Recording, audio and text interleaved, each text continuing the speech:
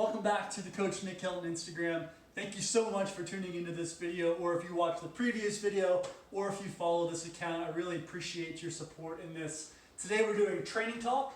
So what's going to happen is once a week I'm going to talk about concepts that I use for my own training or things that I do with my athletes. We'll talk workouts, we'll talk training paces, things of that nature. Today we're talking marathon buildup, and particularly the setup of a marathon buildup, and we're looking at my buildup for the summer of 2020 to Chicago this fall. Obviously my goal race this go around is the Chicago Marathon in October, hopefully. We'll see what happens. And I just kind of want to talk about how I set it up, why I set it up, and certain things I do within my buildup. So we'll start with the length. The total length of this buildup is 18 weeks. That's 18 weeks of the core focus of marathon work and volume. There was about 6 weeks of prep work ahead of this time, just building up my mileage and building up some light workouts to get to the point where I could handle physiologically the main work that I'd be doing over the course of the buildup.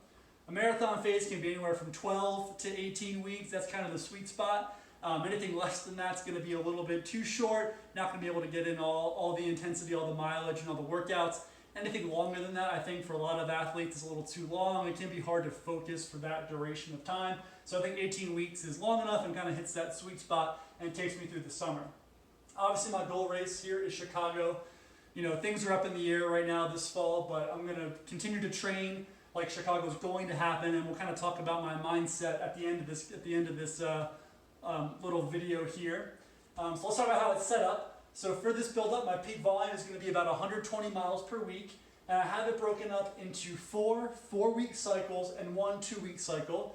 And each 4-week cycle, I'm kind of moving between 80% of my peak volume and my peak volume of 120 miles, and I have workouts interspersed in there specifically. Each week has its own particular focus. For this particular cycle, I'm going to be hitting that 120 miles per week about 4 or 5 times. I'm not going to be doing workouts for most of those weeks. I don't want to overdo it with the mileage and the intensity. I want to soak in the volume throughout those weeks and let the workouts be the focus of the weeks with the shorter mileage.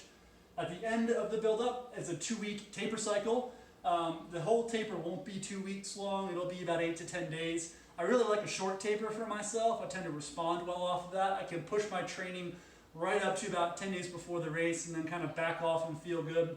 That's not the case for everybody. Some people do better on longer tapers. Some people do better on shorter tapers. It really just depends, and it's about working with your coach to figure out what's going to be the best bet for yourself. And then with every marathon, we all have specific objectives of the build-up. So I do this for myself and I do this for my athletes. I want them to have goals and things that they're going to be working on specifically throughout the course of this. For me, I have 4 main things I'm working on. The first here is consistency. Over about the past 12 months, my consistency with the mileage and workouts haven't been great, haven't been what they should be, so I really want to focus on getting that consistency, putting in good workouts, consistent workouts, putting in really good, consistent mileage. My second objective here is to build confidence. I gain confidence from being able to look back at my training and seeing all the work that I've put in.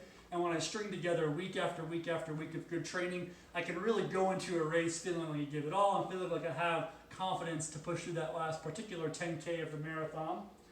My number 3 goal is to not blow myself up. This is something that I do all the time, and I really don't want to do that because that screws with my confidence and it also screws with my consistency. And then when we're looking at training holistically, we're looking more than what we're just writing in our logs or writing on our calendars. It's about the whole picture, what's going on with your life. It's stresses at home, it's stresses at work, it's stresses of a global freaking pandemic that's freaking all of us out. All of those take part in how you're feeling throughout your training, throughout your workouts. And if you don't think about all that stuff when you're doing your training and you try to bulldoze through it like I often do, that's how you blow yourself up. And I'm really trying not to do that to myself this go around. I really try not to do it with my athletes, and that's something we talk about and address and make sure we're looking into as we move forward through a build-up. And the 4th one, I call it money in the bank. Because of everything going on, I don't know if I'm going to get the race this October.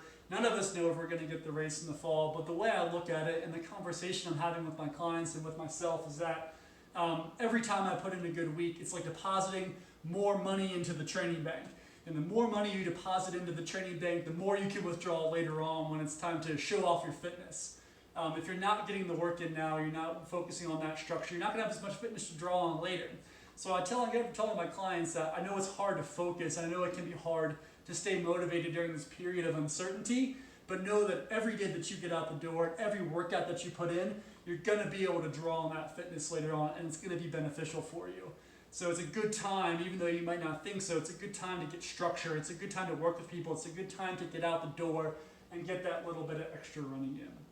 So that's it. That's my training talk for today. You can find me on Instagram at Coach Nick Hilton or at Nack Hilton. You can find me on Facebook at the Nick Hilton Performance Running Services page. You can find me on Strava if you want to follow my personal training. Just search Nick Hilton.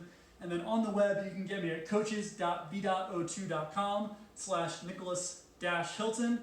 All of these links are in my bio. You can also shoot me an email too, and that is also in my bio as well. Thanks so much for watching. Thanks for hanging in there through this training talk, and we'll catch you next time.